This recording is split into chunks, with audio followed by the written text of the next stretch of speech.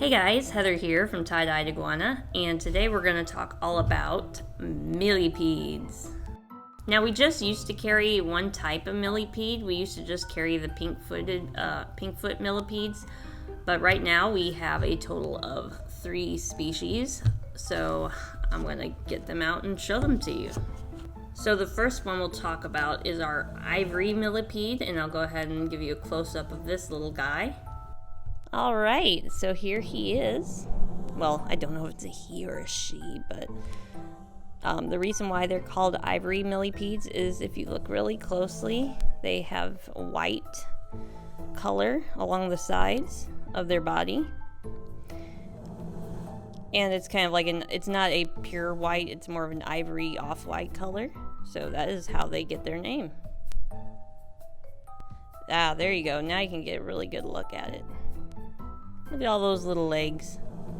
Next up, we have our pink-footed millipede. And I'm gonna see if I can get him to show off his feet. He's hanging onto the dirt. So if you look really closely, you can see he's got little pink feet. Well, not feet. We would call them his little pink legs. And that's how they get their name. And the third species we have here is called the smoky oak millipede. Now, unlike the other two, they kind of had darker bodies. This guy, let's see if I can get him to come out. He's all curled up in a ball. But you can see how light and smoky colored he is. That's kind of how they get their name. That's what kind of sets him apart from the others. So yeah, millipedes are a pretty cool and kind of cute pet to keep. They're pretty easy to keep as well. Unlike a lot of our reptiles and stuff, they don't need specialized lighting because you can keep them between 60 to 78 degrees, which is basically room temperature or a little bit below. So actually, yeah, you don't need any additional lighting unless you'd like to use it for aesthetics or whatever. You can use a light that doesn't emit any heat whatsoever because you don't want to heat them up too much because that could kill them. So yeah, you can get like an LED, one that doesn't emit heat. Now these guys, their housing requirements aren't that bad at all. You can keep them in a whole different variety of containers. You can use plastic containers, little critter keepers. You can set up a nice tank for multiple millipedes. So they don't need huge, complicated tanks or anything. That's another reason why they're pretty easy to take care of. You just have to make sure that for their substrate, you can see here we've got a nice tropical substrate for them. They like a really moist, deep substrate that they can burrow in, and here we've got a nice layer that he can burrow in. But this is only temporary until he gets sold, and finds a new home. And as far as what kind of substrate, we suggest a type of soil substrate like peat, sphagnum, bark, or mulch.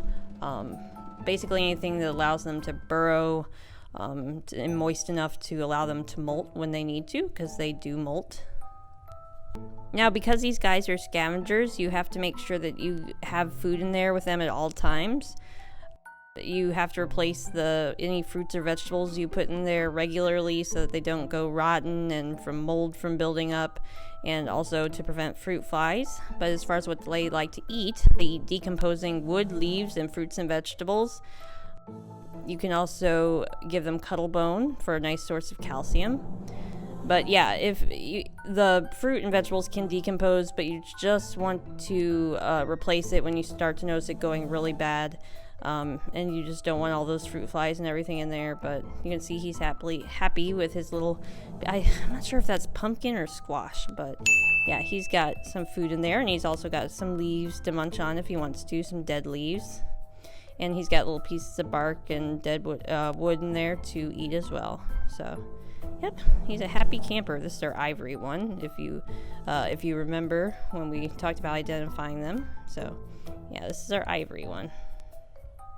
And as for what else you can include in their habitat, you can give them like old, rotting logs or bark pieces, rocks, different places for them to hide because they usually only come out at night. This guy, he actually came out during the daytime, which is kind of unusual. They usually like to hide in the dark during the daytime. So you just gotta give them places to hide, and they'll hide themselves by burrowing under the substrate. So yeah, pretty cool. Some people that keep these guys will give them a water dish, but the most important thing you gotta remember is to keep it shallow. Otherwise, they can drown. If you give them too deep of a water dish, they could just fall in the water and not get out, and they could just drown. So you just gotta make sure it's nice and shallow if you give it to them at all.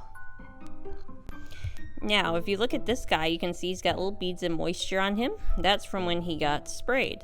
So these guys do need to be sprayed regularly to keep the humidity up and to keep the substrate nice and moist in there.